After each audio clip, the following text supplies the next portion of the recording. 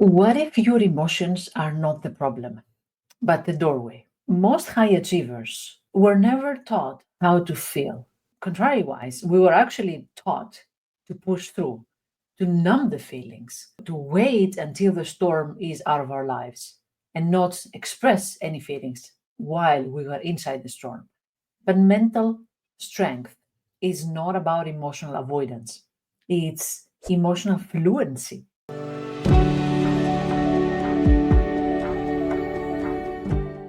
Hi, I'm Vassia, I'm a psychologist and founder of Anti-Loneliness, and this channel actually is for those who are strong on the outside but quietly struggling on the inside. So today, in part two of our Secret of Becoming Mentally Strong series, we're diving into the emotional strategies. We've already watched the cognitive strategies, watched the video, but today we are diving into the emotion strategies, not just feeling your feelings, but learning how to live with them without letting them drown you. And we're talking especially about the uncomfortable feelings, the ones that we are pushing away. So I once had a client that told me that, yeah, emotions distract me. I don't do emotions. They're messy. They make me weak. My whole life, I've been listening to my parents telling me, don't be too dramatic, too emotional.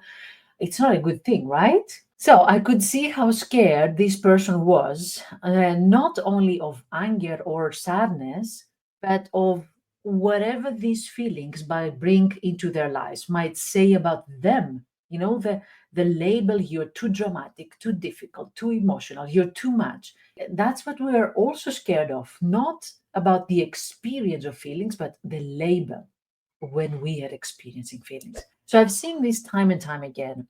When we don't know how to relate to our emotions, we either armor up, we lash out, we shut down, we do all these different coping mechanisms. But mental strength means being able to sit with the feeling and stay present. And I'm going to share with you some strategies that you can practice immediately. But before that, let me tell you what happens when we ignore our feelings. And here's something that no one tells us ever. When we ignore a feeling, it doesn't disappear. It doesn't go away. It stays in our body. Feelings are created by us and they stay with us if we don't process them, if we don't express them. And maybe you think that you got rid of it, but you don't. It creates a backlog of, memories and energy that is not being expressed. And of course, in the long term, it comes out. And usually it comes in nasty ways. It becomes tension in your body, like jaw, headaches, migraines, chronic pain, chronic fatigue, digestive issues. You know, when you go to the doctor and whatever they give you, whatever treatment you take, it doesn't help. That's emotion being stored. It shows up as overreacting to small things. And usually you say, well, I don't understand why I lashed out in something so small. Yeah, because we have been suppressing anger and frustration about important things for too long, and then it comes in these small things. Withdrawing from people we love, not expressing how we feel about that, numbing out in ways that don't really soothe. So, repressed emotion doesn't hurt you only emotionally, it affects your sleep, your focus, your body, your work, your relationships, everything.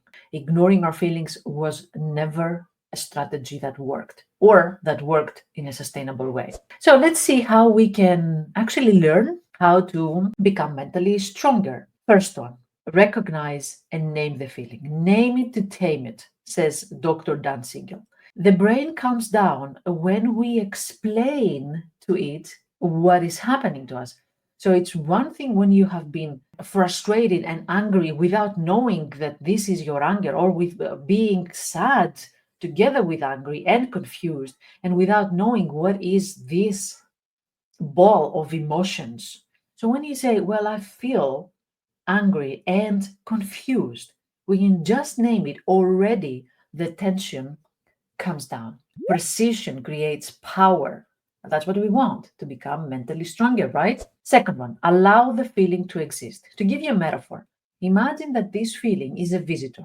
And without announcing or calling before they come to you, they show up to your house, they just show up one day and then knock on the door.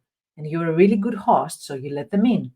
But when you don't know that they are there for just a little bit, you're frustrated and you walk around feeling tension.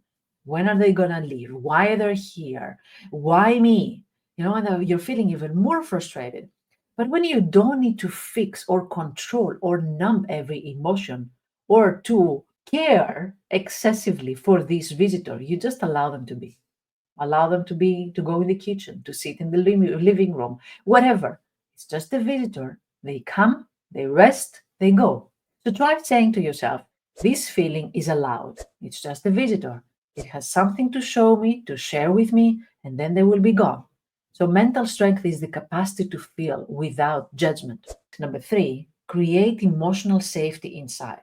This feeling is you, is part of yourself. When you judge this feeling, like I don't want to be angry, I hate it when I'm sad, I hate it when I'm crying, you actually say, I hate the part of myself. So now we want to reverse that. You want to create this emotional safety. This is part of me, and I love it. I embrace it. It doesn't mean I like being in that state of that emotional state, but I embrace what my body, what my soul is experiencing at this moment. So ask yourself, can I hold this emotion because it's mine and accept it because I accept parts of me unconditionally? Fourth tip, connect with your body. Feelings are not just thoughts. They're somewhere in your body. Like, for example, when you feel sad, maybe you feel teary, you want to cry. Or maybe when you feel stressed, maybe you see the jaw is really tense here. Or maybe when you're stressed, maybe you feel it in your stomach, or maybe your hands are sweating. So, where do you feel this emotion? Besides naming that emotion, locate it. Where is it? Tight chest, sore throat, heavy stomach. Bring awareness to the physical sensations, and that will help you regulate and stay grounded. The next one is regulate, don't react. For sure, some of the feelings might be intense. They might create that urge to do something immediately, to say something. So sometimes when we do that, we react in a way that is not the best reaction. It's not what we really, really want. So, in order to connect with what we really want and what would be beneficial for us and therefore for our environment, we need a little bit of distance. So, regulate first. Try tools such as breath work, grounding exercises, body movement, or maybe some music, or maybe some cold water on your face or on your hands. Regulating is not about canceling the feeling. We don't say don't feel angry. We want to regulate the reaction you have of that feeling. It's helping your nervous system ride the wave. Then the next thing that we want to do is identify what is the emotion I need. So if you're feeling angry, for example, the need is boundaries. Somebody stepped on your boundaries and you need to enforce them again or to communicate them again. So, what do I need right now? What would feel supportive? What do I need to give to myself or what do I need to ask from others? Maybe what I need is just take my journal and go for a walk or a walk in the forest. Or what I need is just to stay in my room and just snuggle with my blanket or ask for a hug from my partner or a good friend. The last two things that I want to say is one, stop seeing emotions as punishment. You're not too sensitive, you're not too much, you're not broken. Emotions are not flaws that we need to fix. As I said before, they're your parts and they deserve to be expressed. And the last thing, be compassionate with yourself. In the hierarchy of emotional maturity, the top one would be compassionate with yourself. Every emotion that I feel make me be even more human with myself and with others. It doesn't mean accepting abuse or accepting other people's crossing your boundaries, but being human with your emotions. Instead of saying, what's wrong with me? I don't want to feel that. You asking yourself, what's this emotion trying to tell me? Or what's hurting inside me right now? Self-compassion is a superpower, as I said, is at the top of your emotional maturity. So remember, pause, name what you're feeling and where you're feeling it. Sit quietly with this guest that came to your house, your visitor, just noticing, not fixing anything. Trying, saying to yourself, every feeling is valid. I don't need to be afraid of it. Nothing bad can happen because of that feeling. Ask yourself, what do I need right now? And of course, practice self compassion. And if you found that helpful, then I will share in the description a video that I've done before about staying with that feeling and asking the right questions so that we can regulate and stay grounded in that present moment.